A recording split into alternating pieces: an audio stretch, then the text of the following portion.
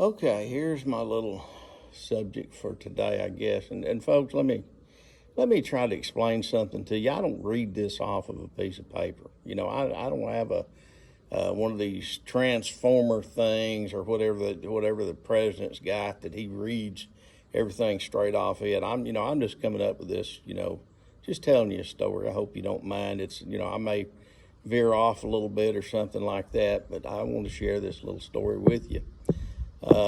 Years ago, when I first, let's see, I'd say probably I guess this may have been in the 80s.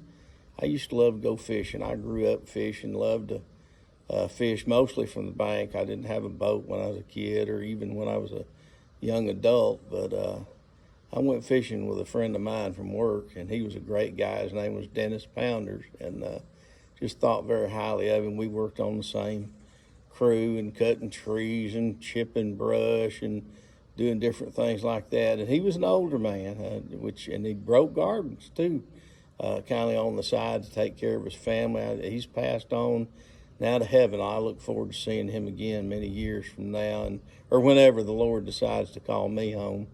But we went fishing over in the river one time in his boat.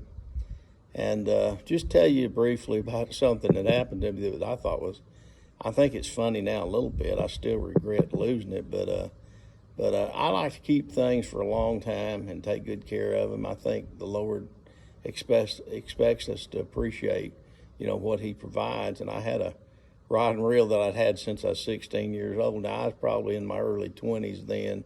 Had my name written on it, carved out with a pocket knife, and we was in that boat, and I wasn't real experienced, riding in the boat much. And he finally said, we got tired of fishing where we were at. So he said, I'm going to crank it and move on down the river. You ready? I said, let her rip, tater chip. And the first thing I know, he cranked that thing up and took off, and we hit a couple waves and bounced that doggone rod and reel. It was a Zebco, not an expensive one, but it was still one I'd had a long time, and that kind of hurt me to lose it.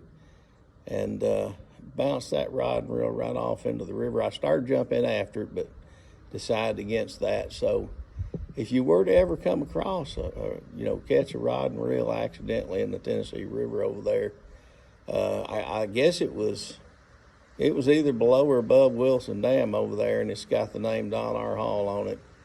That's mine. I'd love to have it back. That was a great experience fishing with that fella, and I've got a lot of different fishing stories, but that was one where I lost my favorite rod and reel. God bless you, my friends. I hope you have a great day. It's extremely hot outside today. Be safe. Check on your animals, but mainly check on some of the older folks that are around you. This can't last much longer. I think it's probably summer's last hurrah. God bless you. We'll catch you later.